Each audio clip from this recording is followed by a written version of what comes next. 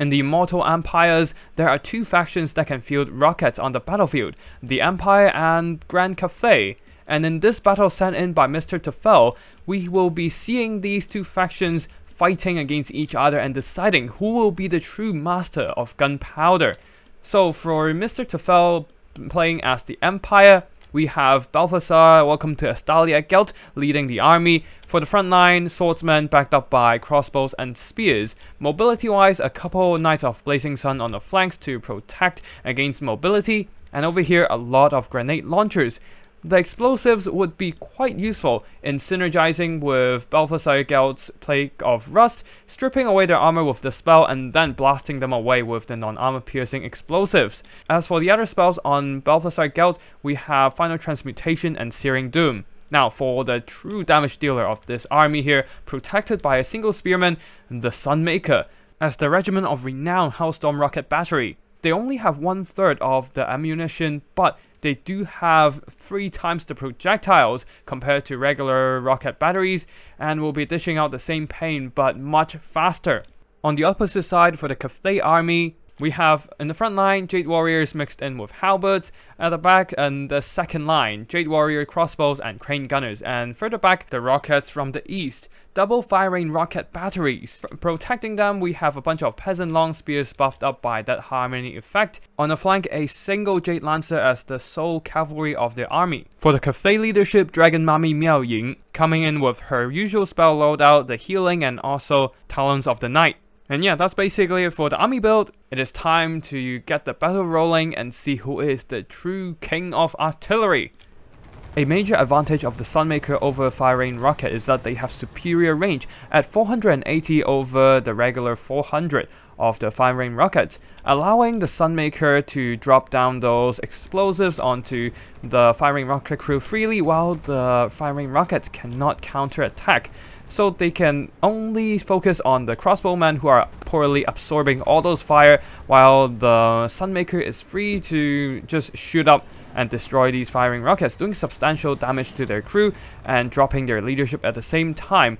Of course, they are not routing just yet, barely wavering, while the rest of the army seems to be pushing from the Empire, moving up slight bit to screen away enemy troops, while the Cathay army tries to hold their position and doing as much damage to the Empire troops as possible, and putting the balance of power actually in the favor of the Grand Cathay army, while the Empire here still focusing on taking down the Cathay artillery. One of them actually lost a model in this artillery trade. That's because Sunmaker not only has great accuracy as a regiment of renown, it also has great armor-piercing values, doing substantial damage to the artillery models themselves, while the other is still surviving right now, but it seems that the Grand Cathay army still isn't really willing to push up the artillery under the bombardment and instead trying to use as much ammo as possible to do the damage to the Empire infantry in general.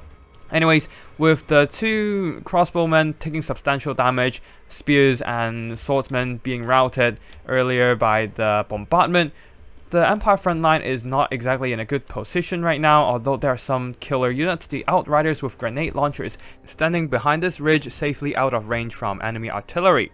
And finally, after taking substantial damage, the firing rockets are pushing forward. But as they move forward, they stopped firing, while the Sunmaker continues to roar in its explosive temper. As a result, the exposed Cathay rocket crew takes even more damage from the Sunmaker, and they can't even fight back. And then there's also Balthasar Gelt roaming around the battlefield, flying into a position where they can drop down and attack these artillery, and the firing rockets here are already routed after taking substantial damage when they're still busy pushing, repositioning and aiming their artillery models. That's basically one Cathay artillery down. Still, there's one more Cathay rocket crew holding on, albeit barely. But Balthasar Gelt is ready to drop in. There are some peasant long spears around, but Balthasar simply needs to drop in, rout the crew, which is already extremely depleted and prone to leadership breaks. And then Gelt can simply fly up into the sky once again, ignoring most of those Cathay infantry. But at the same time, Crane Gunners has finally reached the front line, getting the Sunmakers into range, sniping out these Empire artillery. The Empire crossbows are firing, trying to chip away their health, but they do have that silver shield with 55% missile block chance, mitigating most of that crossbow damage. While the Jade Warriors with crossbows and whatnot are actually pulling back due to the fact that some Jade Warriors have overextended, leaving a large gap on the left flank here, allowing spears and regular swordsmen to push these Cathay ranged units, while over here the superior mobility from the Empire, all these Knights of Blazing Sun are rushing into combat, trampling a whole bunch of Jade Warrior crossbows, and at the same time the other Jade Warrior crossbows is also getting wrecked, who are now targeted by Outriders debuffed by an overcast Plague of Rust at 30 armor. They are obliterated by all these explosives. Same goes for the Crane Gunners, and they will be retreating, shattered by a combination of enemy mobility, lancing charges, and of course don't forget about volleys and volleys of explosives. At the back, after taking substantial damage and exhausting their ammo, the Sunmaker crew is finally routing. At the same time, if we take an overview, the Empire front line is collapsing, leaving a lot of Jade Warriors quite healthy right now, but nonetheless, there are a lot of infantry killers here. The Outriders are still extremely healthy right now, nothing in the Cathay army that is still surviving can impose any threat to them, while the Peasant Long Spears and Jade Warriors are pretty much sitting duck against these kind of anti-infantry skirmishing firepower. Now from the far side, some Jade Warriors are returning to the engagement in the middle. Miao Ying and some more Jade Warriors have pushed off these spears who do not have any buffs to them and no heavy armor in contrast to the Jade Warriors, and will be retreating after taking too much damage from this kind of melee engagement. Miao Ying attempting to sustain her Peasant Blob with an Earthblood heal, but alas, that is not going to be enough to deal with all these Outrider grenade launchers bombardment. Empire Spears continuously pinning down the Peasant Long Spears in the engagement, acting as an anvil. This has bought enough time for the Knights of Blazing Sun to maneuver over and deliver a lancing charge to the back of these poor peasants. Facing the wrong direction, they are taking massive impact damage. And then at the same time, it beautifully casts Final Transmutation, catching Miao Ying when she is busy transforming into her dragon form. Of course, with an angry dragon lady chasing after him, Geld would be flying away on Quicksilver. At this point, things are looking quite bleak for Cathay, with the infantry support soon to be eliminated by all those grenade launchers. So instead of trying to carry the game with their lord, the Cathay army would be throwing the towel. GG to both players, and now let's have a look at the army performances. Mr. Tufel here using the Sunmaker, earning almost double its own value.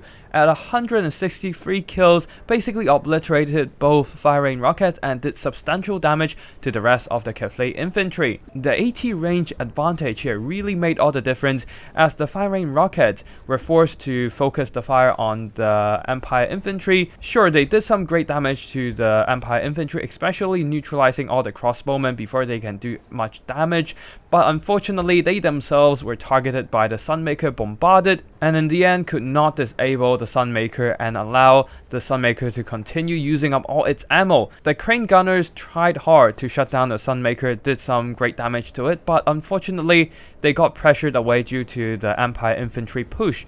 The Jade Warriors got pinned down by the state troops, and the rest of the swordsmen and even some of the Knights of Blazing Sun were able to catch the Crane Gunners out of position without any protection. The Soul Jade Lancer here was not able to save them as well. As for the other Empire units, Knights of Blazing Sun did some decent damage, not taking a lot of damage as they did not see much of the action, while the Outriders did some great damage overall, preserving all their hit points, and also at the same time getting quite a lot of kills, blasting away the densely packed Cathay infantry. State troops unfortunately did not do too much damage. The crossbows got destroyed by the fire rain rockets, while the melee infantry could not do much damage to the heavily armored Jade Warriors. Now for the leadership though, Balthasar Gelt did some okay damage, not a lot, with the Final Transmutation. Miao Ying quickly removed herself from the area of effect, but nonetheless, he was able to rout off some of those fire rain rockets and just basically roam around in the skies and support wherever he can.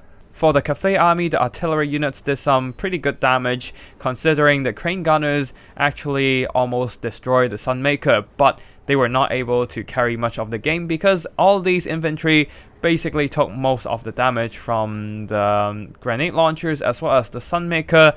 Nothing was really able to shut down those Outriders as the Jade Warrior crossbows were pressured out of position and unable to fire at them.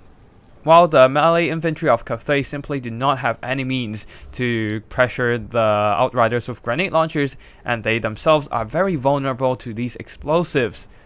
So in the end, the Grandmaster of Gunpowder is the Empire, with their combined arms tactics, Outriders being quite a flexible skirmishing cavalry, destroying a lot of those infantry formations, and the Sunmaker, the true king of artillery, with insane accuracy, reload speed as the regiment of renown, and also extra projectiles in every volley.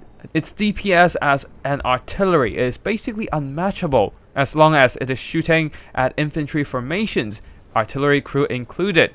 For the rest of the units here for Cathay, Miao Ying didn't do too much damage, mostly fighting dirt cheap state troops. J Lancers didn't get a single kill and somehow got destroyed early, and the Grand Cathay army simply do not have anything to deal with the skirmishing cavalry at the end. And yeah, that's it for today's battle. Big thanks to Mr. Tufel for sending in this replay. Viewers, I hope you enjoyed this video, and if you do, be sure to hit the like and subscribe to see new videos I upload to the channel. And if you have any replays that you want to showcase yourself, feel free to drop by my Discord or send me an email with the replay file attached, and I'll be sure to check it out.